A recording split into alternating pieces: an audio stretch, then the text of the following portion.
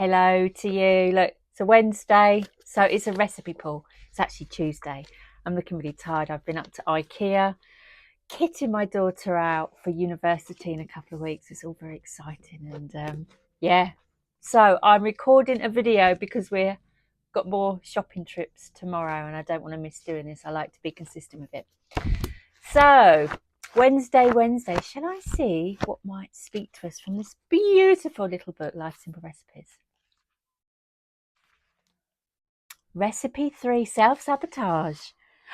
There is no perfect time. Absolutely. So let's look at the energy of self-sabotage. What I have to say. Really, really simple, actually. There's not a lot here because what can you say? The essence of this is a belief of not deserving, not good enough, fear and concern around judgment. The most painful judgment being that towards oneself. Really is the most debilitating judgment, that far worse than from another. This self-judgment stings and keeps you stuck, sometimes in agony of longing and other times in a pool of relief, a relief that you haven't quite yet got to show yourself to the world.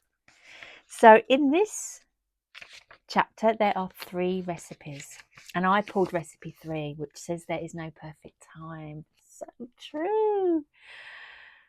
Can you get comfortable with an action regardless of how you're feeling about it, if it takes you towards something you want? Just as there isn't a right or wrong time for something, there is no right or wrong moods or feelings to have in order to get started.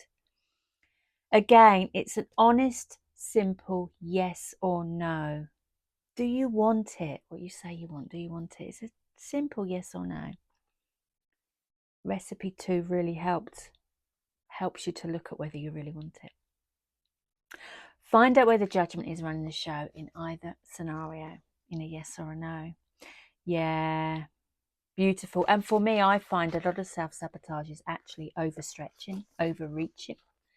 The reasons probably don't belong to you as to why you feel you want it. Often, not always, but often.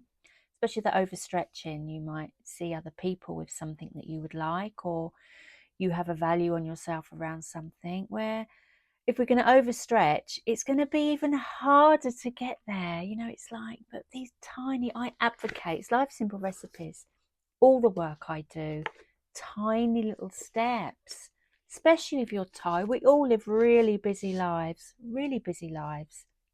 It's no wonder we don't do things we want to do, because we just feel we haven't got the time. But this is really about making tiny little steps, because, and I share this a lot, I remember wanting yoga in my life again. I've practiced yoga since I was 20. That's when I discovered it. Whenever there's stress, it's always been my go-to for years. Even when I was in social work, my manager knew, my boss at the time, Marion, knew that, you know, I went through a time of real stress. I was pregnant. That if I needed to go and have a yoga class, then I'd go and do that and make the time up. You know, it's always been a thing in my life. Yet I got to a period, especially through parenting, where I wasn't doing it so much.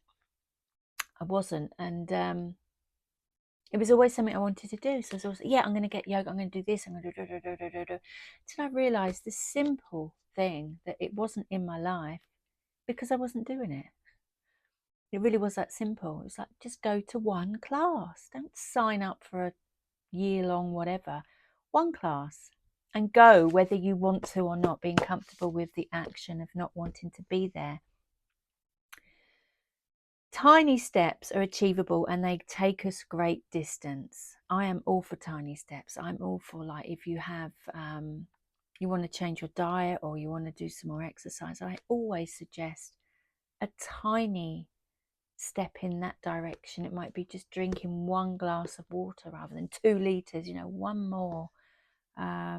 Doing 5 minutes, starting from where you are right now. That's something else I notice with clients I work with. Often they're looking for where they want to be, and they're trying all the strategies that they've had or that they feel they have if they're already over there, and they're forgetting the most important thing, that we need to start from where we are right now. It's where we are right now. Sometimes that's uncomfortable. It can be really uncomfortable if we're not happy with where we are right now. Again, it's the judgment. We look at the judgment. That's the hardest judgment at all, that towards ourselves. Nobody else minds. So self-sabotage, if there's something you really want to be doing and you're not, what one tiny thing will bring that energy into your life? Because once the energy's in your life, then it's in your life and you can build on it however you want to build on it.